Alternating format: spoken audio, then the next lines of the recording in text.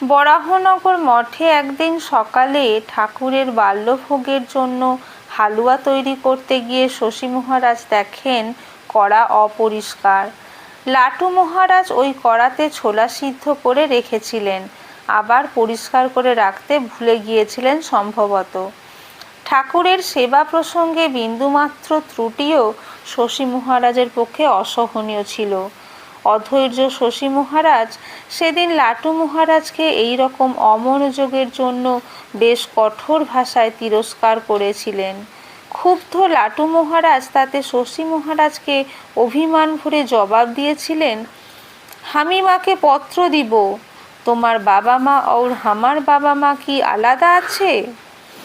বর্তমান যুগে নারীদের শ্রেষ্ঠ আদর্শ মা শারদার মধ্যে রূপ পরিগ্রহ করেছে বলে লাটু মহারাজ মনে করতেন। তার মুখে প্রায়ই শোনা যেত, তোমরা সীতা সাবিত্রী গার্গীকে আদর্শ করো এবং এ যুগে শ্রীমাকে আদর্শ করো। মা আমাদের ভূত ভবিষ্যৎ সব জানেন, দেখছো না মাকে জানবার জন্য আমি কত তপস্যা করছি। মা কি আমার সোজা জিনিস? তোমরা মাকে আদর্শ করো। একদিন সেবকের প্রশ্নের উত্তরে লাটু মহারাজ বলেছিলেন, মাকে কি মনে করি জিজ্ঞাসা করছো? তিনি মা লক্ষ্মী, আবার কখনো তিনি সীতা। গভীর এক অন্তরঙ্গ মুহূর্তে সেবকের কাছে শ্রী মায়ের সম্পর্কে তার দৃষ্টিকে তিনি এভাবে উন্মোচন করেছিলেন। কিন্তু অধিকাংশ সময়ই শ্রী মায়ের সম্পর্কে নীরবতাই কঠোরভাবে পালন করে এসেছেন সারা জীবন।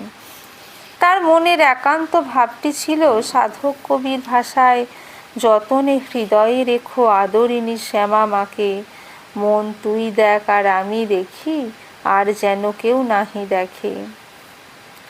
তার নীরবতার কারণও তিনি উল্লেখ করেছিলেন এইভাবে, আমি মার কথা যেখানে সেখানে বলি না, ঠাকুর ও স্বামীজির কথা বলে থাকি, সকলে বুঝবে না, উল্টো বুঝবে তাই।